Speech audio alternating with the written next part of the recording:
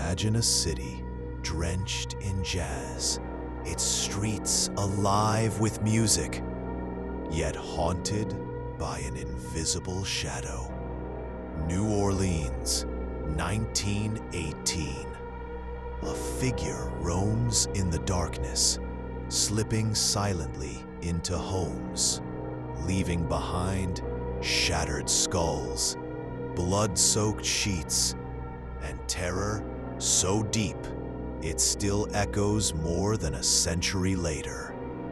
Some believed he was a man. Others swore he was a demon. The people of New Orleans came to know him only by one chilling name: the Axeman. But before we dive deeper into this story of horror and mystery, make sure to subscribe to our channel and turn on the bell icon, because today we're uncovering one of America's darkest unsolved mysteries: the Axeman of New Orleans. New Orleans in the early 20th century was a city unlike any other. Jazz had taken root here, born from the fusion of African rhythms and European influences. Streets buzzed with music, dance, and laughter. But beneath that lively exterior lay something darker. Poverty gripped the working-class neighborhoods. Immigrants struggled to survive, and crime was rampant. It was in these narrow streets and dimly lit homes that the Axeman first emerged. He targeted families, often Italian immigrants, creeping into their houses at night, smashing through doors, or quietly slipping through unlocked windows. What made his crimes even more terrifying? He rarely brought a weapon. Instead, he used the victim's own axes, usually found in their kitchens or backyards. The terror began in May 1918. Joseph and Catherine Maggio, a young married couple, were found brutally attacked in their home. Their throats had been slit with a razor, and their heads crushed with an axe. Blood stained the walls and floors. Nothing was stolen, not money, not valuables. The attack seemed motiveless, pure violence. Neighbors whispered about the brutality. Police searched for clues, but they were baffled. The only strange detail: the killer had carefully cleaned the blade of the murder weapon, as though he had all the time in the world. Soon after, more victims followed. The Axeman struck again and again, always at night, always inside people's homes, always leaving behind a trail of carnage. Families locked their doors, prayed for safety, and still he came. By the summer of 1918, the Axeman's pattern was clear. He attacked households across the city, often families of Italian descent. He would break into homes, attack with brutal force, and then vanish without a trace. The city was paralyzed with fear. Men stayed awake all night with shotguns, waiting for a sound in the dark. Women whispered prayers before bed. Children clung to their parents. But no matter how many precautions were taken, the killer always seemed one step ahead. Some survivors reported seeing only a dark figure slipping away into the night. Others claimed they felt a demonic presence in their homes before the strikes. Rumors spread. Was the Axeman even human? Or was he a creature of the night, feeding on fear? On March 13th, 1919, the horror reached its most chilling moment. A letter appeared in the offices of the Times-Picayune, New Orleans' leading newspaper. The letter was written in strange, dramatic language, as though the writer reveled in the city's fear. It began, "Esteemed mortal, they have never caught me, and they never will.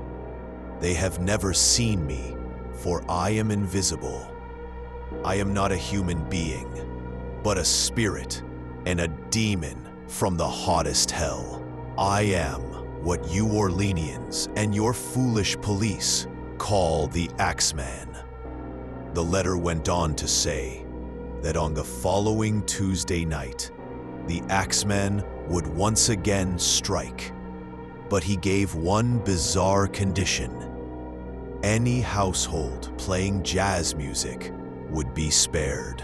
That night, March 19th, 1919, New Orleans became something out of a nightmare and a festival. Jazz poured from every house, every bar, every street corner. Bands played all night long. People danced in their homes, and the city was alive with frantic music. The strangest part, not a single murder was reported that night. The Axeman had spoken, and the city obeyed. This moment cemented the Axeman's legend forever. He was no longer just a killer. He had become a supernatural figure, a demon, demanding music in exchange for mercy. But the terror did not end there. In the months that followed, more families were attacked. The Cortimiglia family was brutally assaulted in March 1919, leaving their young daughter dead. In August, another couple was attacked in their home. Each crime was more savage than the last, yet still, no one could identify the killer. Witnesses gave conflicting accounts. Some said he was tall, others short. Some swore he vanished like smoke. Police arrested suspects, but no case ever held. The Axeman slipped through their fingers again and again. By now, theories about the Axeman's identity spread wildly. Some said he was a madman, a serial killer who delighted in chaos. Others believed he was connected to the mafia, punishing Italian families who defied them. But many insisted he was supernatural. The language of his letter, the strange mercy for jazz lovers, the way he entered and escaped homes without being caught, it all pointed to something beyond human explanation. Even today, paranormal enthusiasts suggest he was a demon or spirit, drawn to violence and music, feeding off the city's fear. By October 1919, the attacks suddenly stopped. Just as mysteriously as he appeared, the Axeman vanished. No more murders were connected to him. The city breathed a sigh of relief, but the fear never truly went away. Theories abound. Did he die? Was he imprisoned for another crime? Or did he simply move to another city? Another set of victims? The truth remains hidden in the shadows. The legend of the Axeman became part of New Orleans' haunted identity. Jazz musicians wrote songs about him.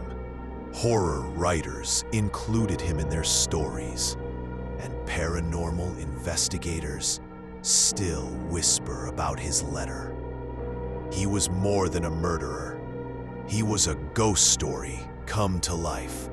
A boogeyman who demanded music for survival.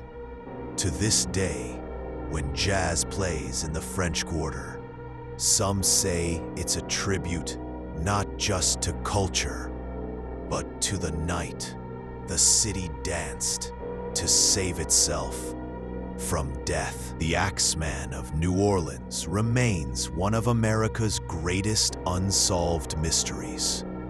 Was he a flesh and blood maniac, or was he truly what he claimed, a demon from hell? No one knows for sure, but one thing is certain. The sound of an axe crashing down in the dead of night still lingers in New Orleans' memory.